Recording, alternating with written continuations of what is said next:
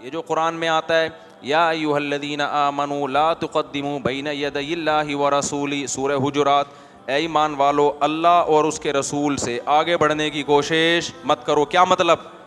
جتنی پابندیاں اللہ رسول نے لگائی ہیں اس لمٹ کو کراس کرنے کی کوشش مت کرو کہ نہیں جی اللہ اس کے رسول نے معاذ اللہ غلطی کر دی اب مجھ سے پوچھیں آپ. ہمارے حضرت ایک جگہ گئے، وہ پیر صاحب تھے، تو کسی نے دعوت کی تھی، تو پیر صاحب کے سامنے نا مختلف قسم کی ڈشیں رکھ دی ہیں، مرغی بھی ہے، بیف بھی ہے، بریانی بھی ہے. پیر صاحب نے کہا توبہ توبہ استغفر اللہ استغفر اللہ، نبی کی زندگی اتنی سادہ، یہاں مرغے کھائے جا رہے ہیں. تو حضرت تو مفتی تھے، حضرت نے فرمایا یہ آپ کے لیے نہیں، یہ میرے لیے. حضرت نہ ہمارے لحاظ مروت بہت کم کرتے تھے، تبھی لوگ ان سے دور بھی رہتے تھے، اور بہت خطرناک حضرت تھے وہ، تبھی ان کا حلقہ بھی بہت تھوڑا سا تھا. ہم جیسے لوگ ٹک گئے، ورنہ بہت سے لوگ آتے تھے بیان سن کے بھاگ جاتے تھے. ہم نے ایک دفعہ حضرت کو پرچہ لکھ کے دیا، حضرت آپ کا بیان اتنا سخت ہوتا ہے کہ لوگ بھاگ جاتے ہیں، تو آپ تھوڑا ہلکا ہاتھ رکھیں.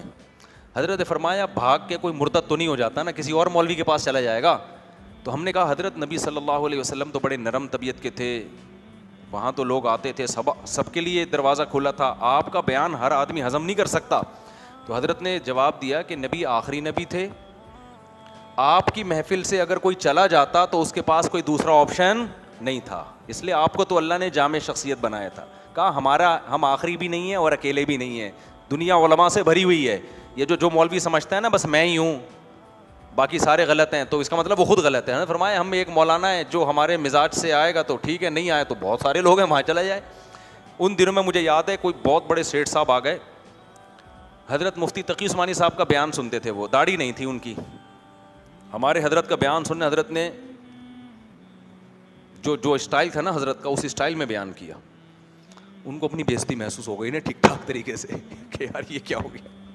مجھے ملے وہ کہنا یار میں حضرت مفتی تقی صاحب کا بیان سنتا ہوں، اتنا پیارا پھول جھڑتے ہیں ان کے بیان سے، اتنے اچھے اخلاق، اور یہ بھی حضرت کے مفتی تقی صاحب کے استاذ ہی ہیں، استاذ سمجھ کے آیا تھا، انہوں نے تو میری اچھی خاصی طبیعت کیا کرتی ہے دھو دی ہے. پھر کہنے لگا یار ہم جیسوں کے لیے وہی ٹھیک ہیں، ہم جیسوں کے لیے. میں نے کہا چلو شکر ہے، ایسا تو نہیں ہوا نا کہ سب سے ہی بدک گیا. تو اس نے دونوں مولانا سنے ہوئے تھے، دونوں بزرگوں کو سنا ہوا تھا، تو بھائی جو آپ کو زیادہ اچھا لگ رہا ہے آپ کیا کریں. تو حضرت کا نظریہ اور صحیح ہو گیا. حضرت فرمایا کوئی ہم کو یہ اکیلے تو نہیں ہے نا، یہاں سے نہیں تو جہاں سے اچھا لگ رہا ہے وہاں جا کے سن لو بھائی. لیکن ہمارے حضرت کا ایک مزاج تھا، کیا تھا وہ؟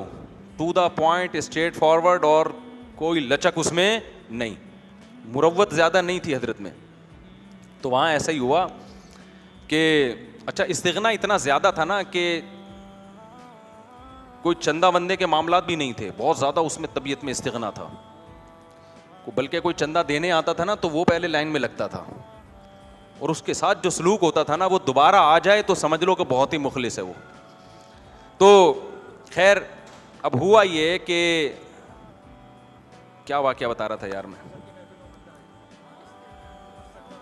نہیں ایک دماغ میں بڑا ٹیکنیکل قسم کا واقعہ آیا تھا.